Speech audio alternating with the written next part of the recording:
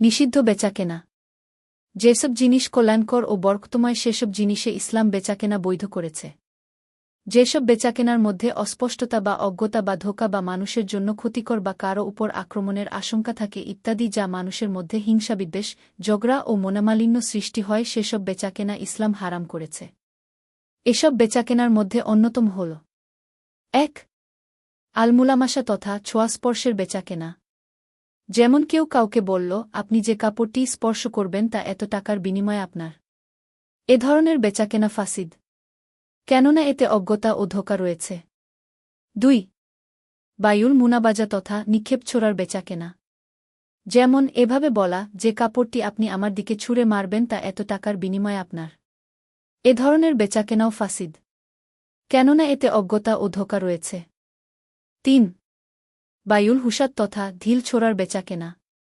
যেমন কেউ এভাবে বলা, আপনি এ কঙ্করটি নিক্ষেপ করুন, তা যে জিনিসটির উপর পড়বে তা এত টাকার বিনিময়ে আপনার। এ ধরনের বেচাকেনাও ফাসিদ। কেননা এতে অজ্ঞতা ও ধোঁকা রয়েছে। ৪. বায়ুন নাজ তথা দালালির বেচাকেনা।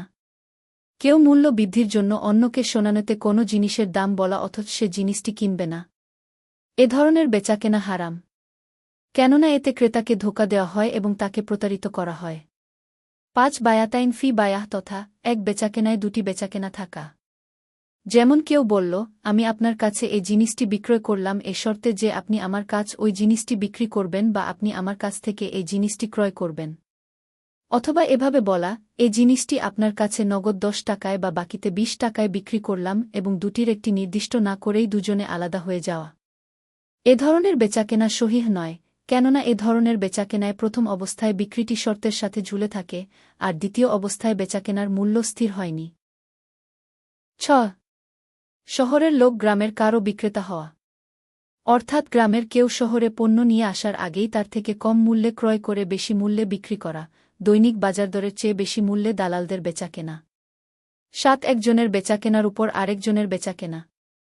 যেমন কেউ একটি জিনিস ১০ টাকায় ক্রয় করতে চাইলে তাকে বলা যে, এটি আমার থেকে ৯ টাকায় ক্রয় করতে পারবে। ৮. কোনো বস্তু হস্তগত করার আগেই তা আবার বিক্রি করা। ৯. বায়ুল ইনাহ।